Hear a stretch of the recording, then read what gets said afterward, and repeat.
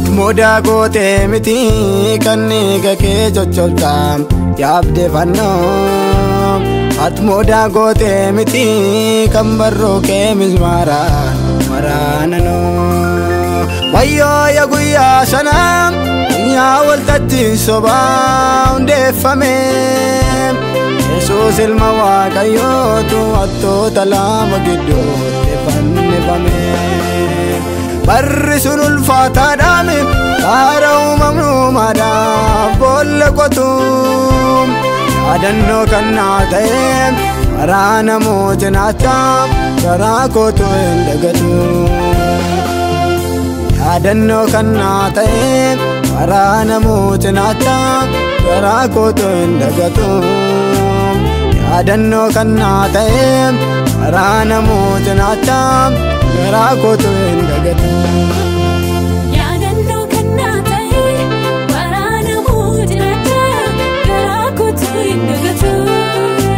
Yaadannoo kan naa ta'e karaa namoota naachaaf garaa kootu hin dagatu.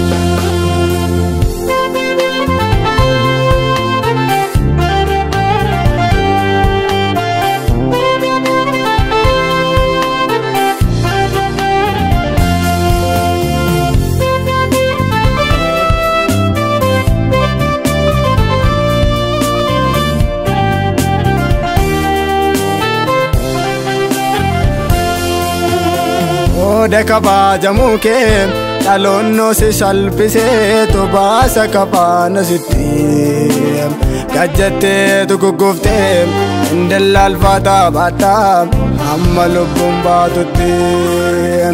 Anseef deemumaa dhibee kaanoo si daddarbatee tootirma sitti gangalchaa. Guddaatu gidirfamtu fannoo gubbaarra teessee tuludde tokko addaa. Kan si deemumaa dhibee kaanoo si daddarbatee tootirma sitti gangalchaa.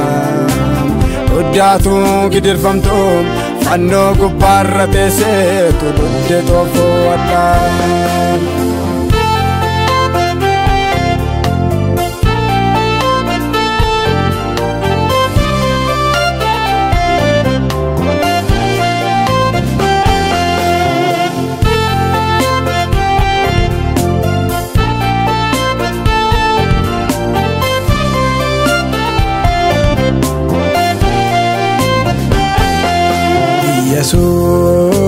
Yesuus atakkam na jaallata tokkitti lubbuu keetiin kan naa laatte. Silaa yoonan jiru gatii koo fannoo irratti naa kaffalte. Abbaan lubbuu naan laatu obbolaan koo shakkashii kan kee addaa.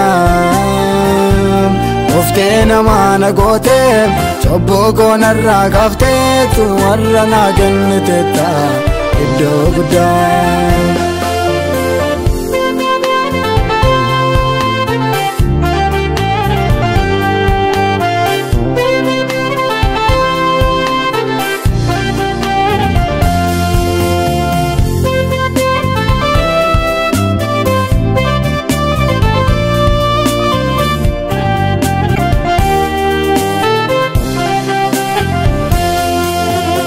Ofii baattee fannoo koo hankanan baachuu malee hirmaatte toofodhaa. Kanaafan sin dagadhu seenaa keen irraanfadhu amma keenyuun naagaa.